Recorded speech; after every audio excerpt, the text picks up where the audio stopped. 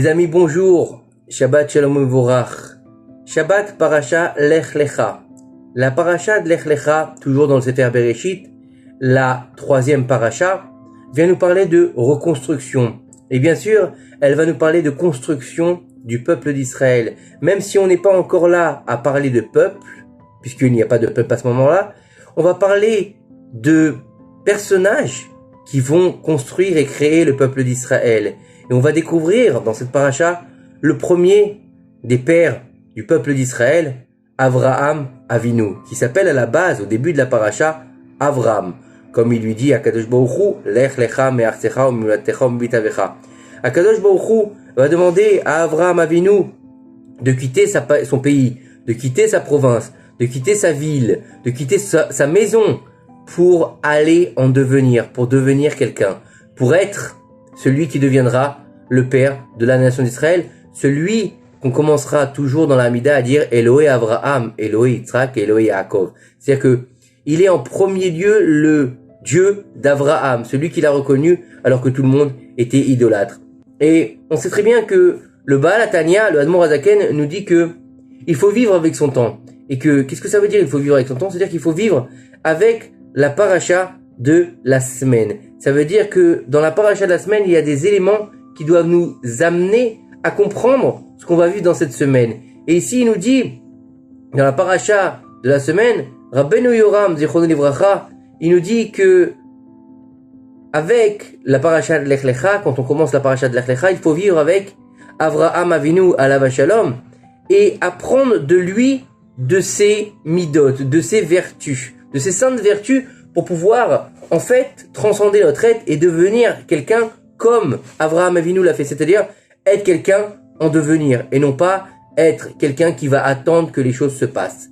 Et nos sages nous disent que la vertu qu'il faut apprendre, la vertu bien sûr principale, parce qu'il avait beaucoup de vertus Avraham Avinu, la vertu principale qu'il faut apprendre d'Avraham Avinu, elle est le bitoul. C'est quoi le bitoul? C'est l'annulation. C'est l'annulation totale et complète qu'il avait devant la volonté d'Akadosh Baruch Hu.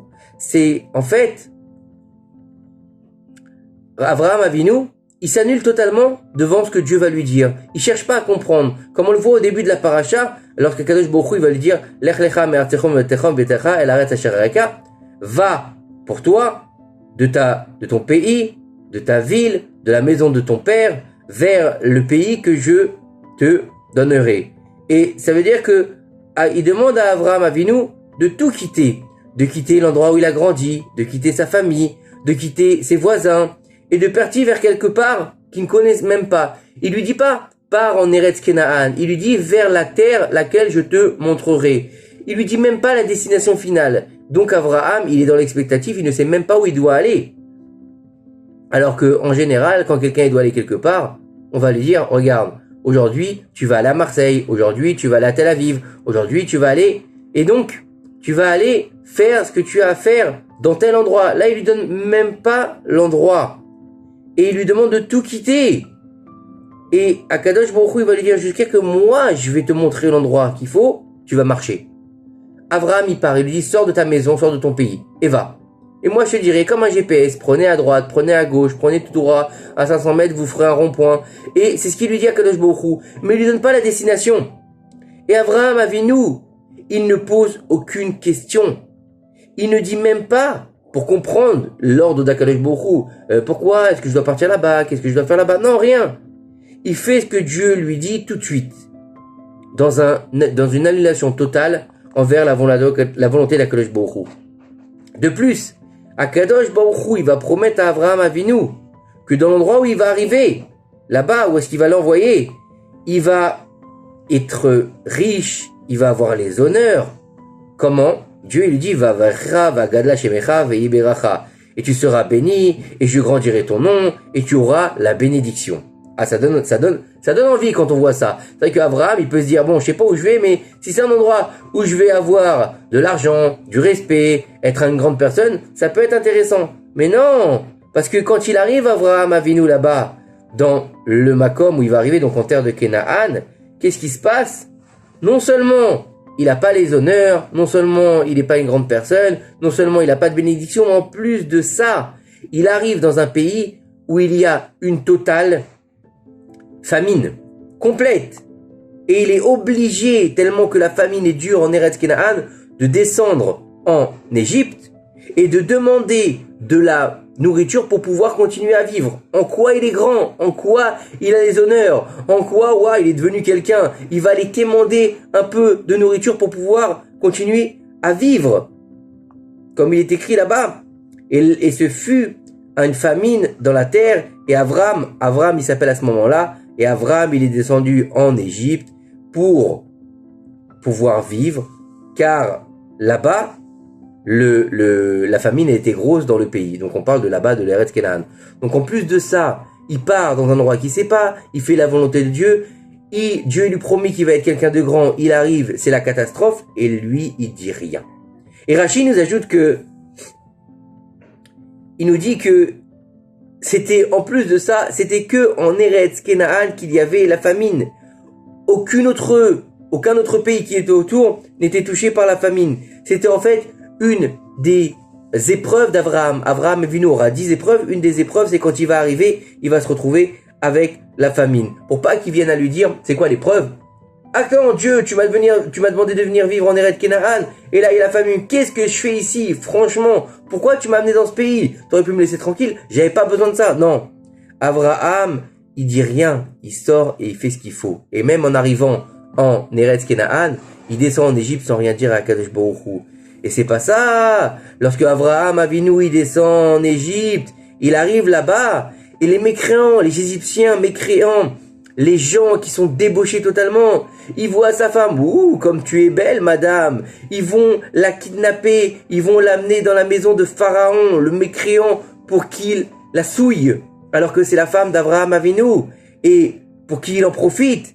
Et c'est horrible, c'est un moment de désespoir total, c'est un moment de souffrance. On peut pas comprendre. Le type, il arrive. Déjà, il a quitté son pays. Il arrive en Canaan. C'est la famine. Bon, allez, on descend. On va aller demander asile, entre guillemets, en Égypte. Il arrive en Égypte. On lui pique sa femme pour pouvoir la donner au pharaon. Et lui, Abraham Avinu, il ne dit absolument rien. Il aurait pu se lever, il aurait pu crier, il aurait pu dire à Kadosh Baruch Hu, je t'ai fait confiance, tu m'as trahi. Comment? Qu'est-ce que t'as fait? Pourquoi? Comme beaucoup de gens le font aujourd'hui.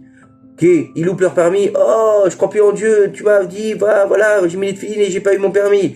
Oh, j'ai pas eu mes examens alors que j'ai mangé 15 bougies et j'ai été à la synagogue tous les Shabbats. Oh, Dieu, il ne doit rien. Abraham, quoi qu'il arrive, il garde sa vertu d'annulation. Il ne dit rien envers Akadosh Baruch Hu. Et il reçoit tout ce que Dieu y fait avec amour et avec joie. Dans une annulation totale dans la volonté d'Akadosh Baruch Hu. Et c'est pour ça que les pères, nos pères saints, nos patriarches, à la tête des premiers des pères, on trouve qui? On trouve Abraham Avinu, qui va devenir le premier pied du char céleste d'Akadosh Baruch Hu. Comme il est écrit, à Avot Enhen Amarkava. Les patriarches, ils sont le char divin. Car, comme on le sait, lorsqu'on a une monture, et qu'on va par exemple prendre un char avec un cheval, on sait que la monture, elle est annulée à la volonté du conducteur, d'accord? Elle va pas décider elle-même où est-ce qu'elle veut aller. Elle va pas aller dire moi je vais à la droite, je vais à la gauche. Elle va aller où le chauffeur, il va lui demander. Quand le cocher il va dire va à droite, il va à la droite. Quand le cocher il va dire va à gauche, va à gauche.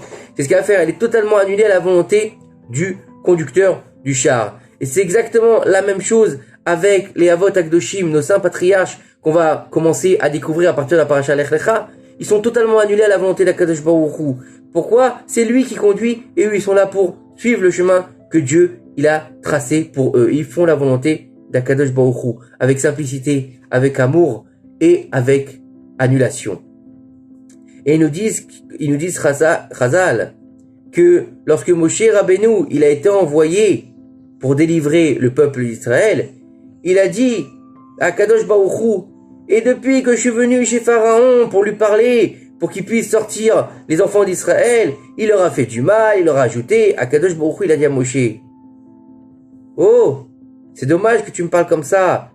Rachid lui a dit, il a eu à ce moment-là, quand il est venu se plaindre à Kadosh Baruch Hu, Moshe Rabbeinu, il a eu il a perdu quelque chose de très grand. Il a dit, qu'est-ce que tu fais, Moshe Rabbeinu? Tu n'as pas pris exemple sur les Pères saints? Les Pères saints, je leur ai donné des injonctions divines, comme de quitter leur pays, comme de sacrifier leur fils, comme comment dire, toutes les injonctions, les 10 épreuves que j'ai données à Abraham Avinu, le fait que Yitzhak il a été un korban, les souffrances que Yaakov il a eu avec son beau-père, avec ses femmes, avec tout. Et il y en a pas un qui a dit quelque chose.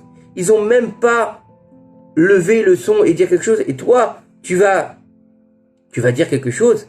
Et Moshe Rabbeinu, il sera, entre guillemets, quelque part puni pour cela. Et il perdra beaucoup de choses à cause du fait qu'il ait demandé à Kadosh Baruch Hu pourquoi. Et nous, on doit apprendre de nos saints patriarches, comme il a dit, Eliyahu Hanavi Zachor Letov, que chacun des enfants d'Israël, il est obligé de dire, chacun de nous donc, il est obligé de dire quand est-ce que mes actions arriveront comme les actions des pères Abraham, Yitzhak et Yaakov. Donc bien sûr, il est difficile de se dire comment est-ce qu'on doit faire les actions des pères. Est-ce que moi je vais devoir prendre mon fils et aller le sacrifier? Est-ce que moi je vais devoir me jeter dans une fournaise ardente? Est-ce que moi je vais devoir épouser 2 femmes? Et est-ce que moi je vais devoir avoir un problème avec mon fils et je vais le perdre pendant 20 ans? Chas v'shalom. On parle pas de ça. On parle en fait que il est de notre devoir de transcender notre être pour pouvoir se réaliser dans les midotes, comme dans les vertus des saints patriarches, et notamment avec Abraham Avinu dans la paracha de la semaine, dans la vertu de l'annulation envers Akadosh Baruch Hu. Batel retzoncha mipnei retzono. Annule ta volonté devant sa volonté. Et en fait, pourquoi? Parce qu'il n'y a aucun doute que Akadosh Baruch Hu, tout ce qu'il fait, c'est pour ton bien. Il nous a donné la Torah, il nous a donné il a créé le monde. Donc, est-ce que lui, c'est pas ce qui est bien pour nous? Donc, c'est sûr que tout ce qu'il fait, c'est bon pour nous. Et qu'il faut le recevoir avec amour, avec joie, avec une grande émouna et une grande simplicité et une tmimout complète. Il faut accepter ce que Dieu fait pour nous. Et que Be'ezrat Hashem, grâce à cette mimout, grâce à cette bitoul, on va pouvoir faire venir le Mashiach bimera b'amenu. Et que Be'ezrat Hashem, très bientôt, par le mérite de nos saints patriarches, Abraham, Yitzhak et Yaakov, par le mérite de Rachel Imenu, dont c'est la Eloula aujourd'hui, que Akadosh Baruch Hu, il fasse revenir tous les otages qui ont été pris par le Hamas, maudits, dans leur famille, et qu'il fasse que le peuple d'Israël soit fort, soit courageux, et qu'il ne tombe pas devant ses ennemis, qu'aucun de nos soldats tombe, et que Be'ezrat Hashem, on n'entende que des bonnes nouvelles dans toutes les maisons d'Israël, et que Akadosh Baruch Hu bénisse, protège le peuple d'Israël et nous envoie la Géoula Shelema Bimera Bamnu. Amen. Shabbat Shalom ou Mevorach.